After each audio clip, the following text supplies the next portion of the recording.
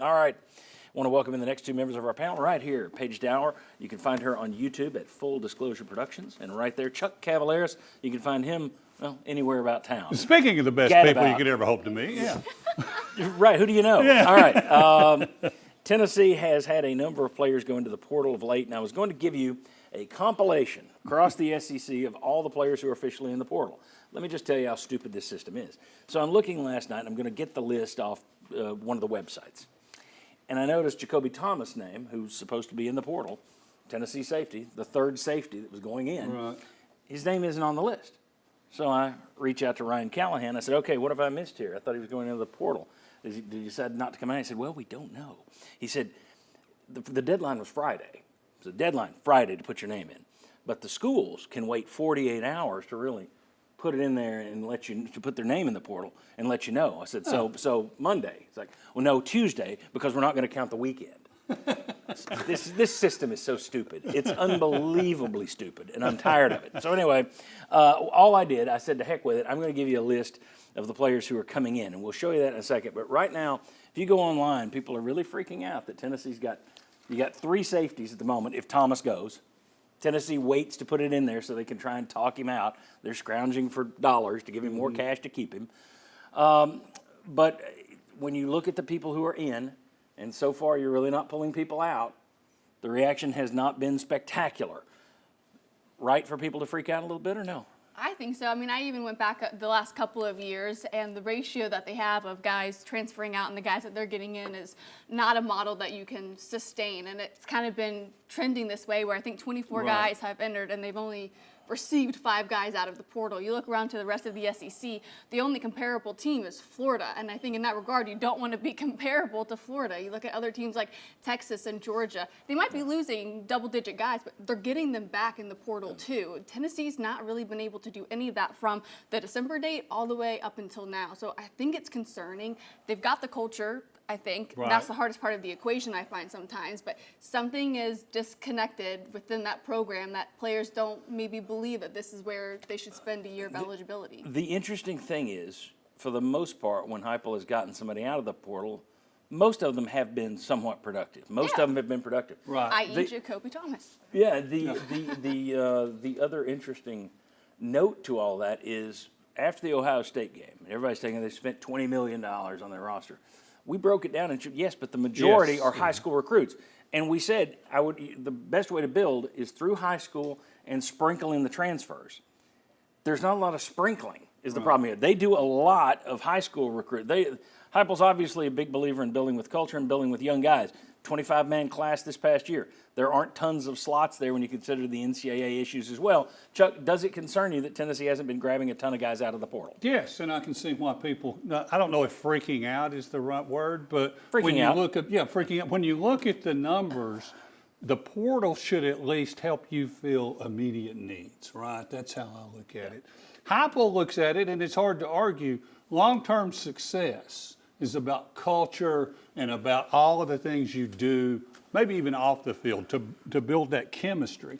But there's more of a happy medium there, right? Don't you think you could do with like a few less high school recruits and a few more proven players out of the portal? That's what I would say. We're talking social media, so the term freak out. Okay. 100% applies. That is the only thing I'll that's get you in 1 second. Let me show you the numbers that we put up. All right, now, again, this isn't, the portal isn't finalized. Some people could be in the portal, but we don't know about them yet. But here's what everybody in the SEC has brought out so far, okay? The number to the right of the school is how many inbound players they have announced at this point. Alabama 3, Arkansas 6, Auburn 3, Florida none. Georgia 4, Kentucky 3, LSU 1, Oklahoma 4, Ole Miss 6, South Carolina 2, Tennessee has 1, Texas 5, Texas A&M 0, Vanderbilt 4. The average is about 3.5 players. Now, in terms of the quality of the player, of all those players that are coming in, there are only 4 4-stars. 1 to Georgia, 1 to LSU, 1 to Oklahoma, 1 to Texas. The better programs, bigger names anyway, if you count Oklahoma. So it's not a ton of 4s and 5s that you're grabbing. In fact, the only 5-star in the portal was Nico that I was aware of. But you look at Tennessee and you got 1 player out of that mess. Everybody else is filling needs, as these two over here talked about. Will, thoughts on Tennessee not grabbing players out of the portal? always loading up on high school players. I don't know, you can make a case that the investment is more risky if you're getting, say, an 18-year-old quarterback. But what are your thoughts on this whole thing? I think Tennessee's struggling financially. I think that right now Tennessee's behind. I think they're working to remedy that right now by going to some boosters saying, hey, we need more money, but the cost to do business went way up. Look at basketball rosters. Doubled And you're having to in a year. And you're having to completely rebuild your entire basketball roster this year. And all this comes from one pool. We've talked about it on the show before. I think that's, if you're having to pay all this here, it's got to be coming from somewhere. Yeah. So I agree with you. I think there might be a little bit of a pinch going on. And I also think you paid Mike Matthews like he's a quality starter with 7 catches last year, right? You paid Sanders $800,000, $750,000 more than you'd planned to pay him before he came in, or you were going to lose him to Ohio That's State. right. So Who was you do going to get that him for less? Yeah, Boo Carter. You had to pay him like he's a star player right now. What did you Like bump? he's Travis Hunter. Yeah, I mean, really, that's what did you're having to do. What did you bump Ricky Gibson? Yeah. Because he was threatening to go into the Because he was portal. going to go to another conference. And Yeah. so and if you don't pay him, someone else will. I think Tennessee's been over their budget. I think that the Nico thing helps because they can save some money there and get a couple of players there. But we had the Rutgers lawsuit that happened last week you and I were talking about. A Rutgers safety is making $550,000. I think it's very difficult when your boosters are in their 70s, 80s, mid-80s, to go to them and say, hey, I need $800,000 for a pretty good safety. That's a tough sell. And right now there are boosters who are pushing back on that. And I think that Tennessee's working to try to get more money, but there are a lot of the old head boosters that are just saying, I'm not handing a 19-year-old or an 18-year-old $500,000, and I don't know if he's good. I just wonder if the booster situation isn't like that just about everywhere, though. Maybe it is. Maybe it is. But that's, I still agree with you that I think there is a pinch right now. And I Go think it's ahead. because Mike Matthews was in a prime spot to go out there and get the money that he wanted because of all the guys that left in the portal. And I think that's where it becomes more of a, oh, we just don't have all the money. It's just like there's a disconnect in maximizing talent there because you have so many people maybe in those accessory positions that are leaving and you're not really getting anybody back. So maybe if Mike Matthews isn't worth that first round or, number one receiver money, there's no one else there to get that. Well, I mean, You're having to pay people, or else it's either going to be this guy or a true freshman. Because You imagine just how bad it recruited. would be if all those guys left But I and then know. Nico left. And the optics of that. And that's what Nico's group was counting on too. It's like The you're your leverage. guy, The it's leverage. the leverage. Yes. And I noticed, Tennessee, you say, well, we need to go get a receiver in the portal.